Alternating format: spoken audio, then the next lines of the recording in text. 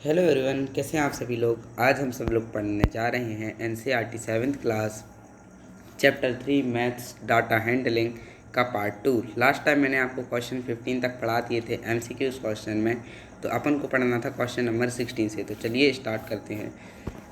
और वीडियो में आगे बढ़ने से पहले अभी तक अगर आपने सब्सक्राइब नहीं किया है तो जल्दी से जाके सब्सक्राइब कर दीजिए और बेल आइकन को भी प्रेस कर दीजिए। तो चलिए स्टार्ट करते हैं। Which of the following statements is true. तो इनमें से अपन को एक स्टेटमेंट देखना है कि जो सच है यानी कि ट्रू है। तो the mode is always one of the number in a data, तो ये तो गलत है।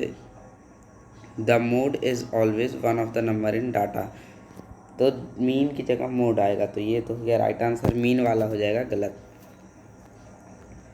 Question number 17, a coin is tossed, what is the probability of getting head.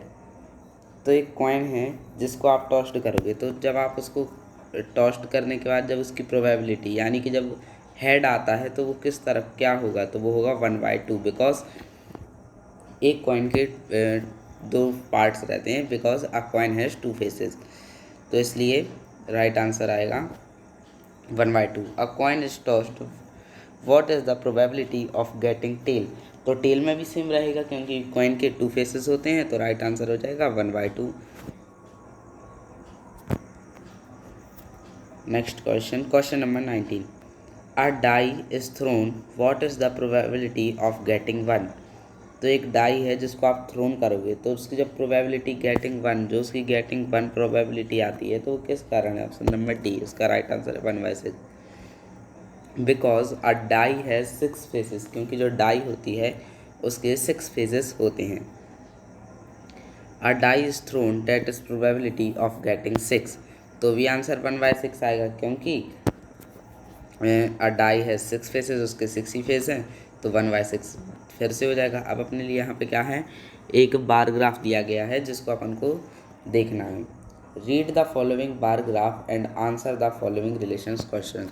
तो इसके कुछ क्वेश्चंस भी होंगे, तो उसको अपन को जवाब देना है। तो ये मार्क्स ऑफ ऑप्टेन यानी कि पेपर की चीज़ है, यानी पेपर हुआ था उसमें एक मार्क्स थे।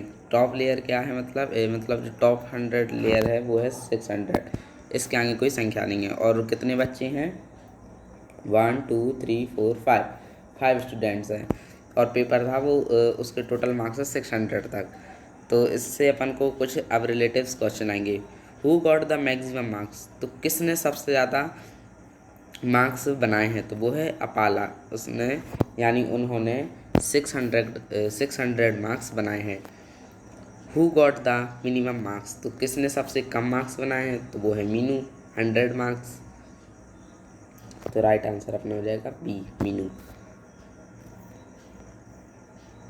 The difference between maximum and minimum marks is, तो जो डिफरेंस होगा, जो मिनिमम है और जो मैक्सिमम है, तो उसका कितना होगा, तो 500, क्योंकि जो मैक्सिमम था वो था 600 और जो मिनिमम था उसको वो था 100, तो -100 हो जाएगा, तो राइट आंसर आ जाएगा 500। तो 500 का डिफरेंस इसमें है। The ratio between the marks obtained by Saroj and Vimala's is, तो जो रेटियो में बताना है, जो सरोज और विमला के मार्क्स है, तो वो किस रेटियो में आएंगे, तो वो आएंगे 1.2, क्योंकि 200 और 400, तो ये हो गया 1/1.2। How many girls have got marks more than 100, तो कितनी गर्ल्स हैं, मतलब कितनी गर्ल्स हैं जिनके 100 के ऊपर मार्क्स आए हैं, तो वो हैं 4। यहाँ पर नाम भी होंगे, 200 300 400 और 500, 4 गर्ल्स थी। हु हैज़ गॉट 400 मार्क्स, तो किसने 400 मार्क्स लिए, मतलब स्कोर करे थे, तो वो कौन थी, वो थी विमला। तो अपना राइट आंसर हो जाएगा विमला। इसका राइट आंसर हो जाएगा A, Vimala. The difference between the marks obtained by Vimala and Saroj is how many times the difference between the marks obtained by Meenu and Saroj. तो पहले क्या है, विमला और सरोज का डिफरेंस निकालना है कि इनके मार्क्स में कितना डिफरेंस है, और फिर उसी डिफरेंस से किस करना है मीनू और सरोज का। तो उसी डिफरेंस से दूसरे डिफरेंस को निकालना है, तो वो आएगा 2। कितने टाइम्स किया अपन ने, तो वो आएगा 2 टाइम्स, क्योंकि जब आप 400 और -200 करेंगे तो वो हो जाएगा 200, और 200 - 100 तो इज इक्वल टू 100, और 100 और 200 तो 2 × 100 हो जाएगा, तो राइट आंसर हो जाएगा 200। How many girls have got marks less than 600, तो कितनी गर्ल्स हैं जिनने 600 से कम मार्क्स लाए हैं, तो वो हैं 4, क्योंकि 100, 200, 300 और 400, क्योंकि जो 600 था वो एकदम टॉप पे थी। Sale of mathematics and English books in the year 2005, 2006, 2007 एंड 2008 आर गिवन बिलो। तो यहाँ पर भी एक ग्राफ दिया गया है जिसमें बताया गया है कि एक बुक है, मतलब सॉरी एक दुकान है, स्टेशनरी है, जहाँ पर 2005 में कितनी बुक्स बिकी, 2006 में कितनी बिकी, 2007 में एंड 2008 में। तो उसी का बताया गया है कि किस सब्जेक्ट की कितनी कितनी बिकी, और मैथमेटिक्स है और इंग्लिश है, तो ये 2 मेन सब्जेक्ट है जो कि जिसकी वो बता रहे हैं। तो 2005 में उनकी बिकी 200 मैथ्स की, और इंग्लिश की बिकी 100, और 2006 में 300 हुई मैथमेटिक्स की और 250 हुई इंग्लिश की। 2007 में 400 हुई मैथमेटिक्स की और इंग्लिश की हुई 200, और 2008 में मैथमेटिक्स की हुई 500 और इंग्लिश की भी हो गई 500 cell.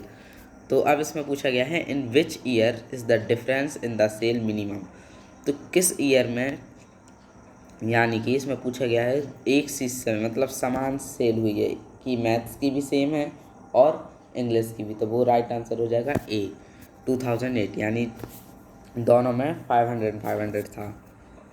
In which year is the difference in the sale maximum, तो उसका राइट आंसर हो जाएगा 2007, क्योंकि 2007 में उसकी बहुत ही ज़्यादा सेल हुई थी मैथमेटिक्स की, देखिए, और इंग्लिश में हुई थी 200।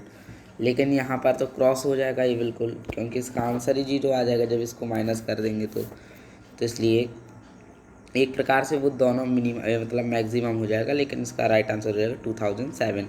The ratio of sales in the year 2005 is, तो अब रेटियो में बताना है कि इसको कैसे लिखेंगे, तो वो होगा 2.1। The rise in the sale of mathematics books from 2005 to 2008 is, तो कितनी राइज यानी कितनी ज़्यादा बिकी बुक्स 2005 से लेके 2008 तक, तो वो हुई 300, क्योंकि 500 - 200 तो राइट आंसर हो जाएगा 300। डिफरेंस निकालना था इसमें आपको।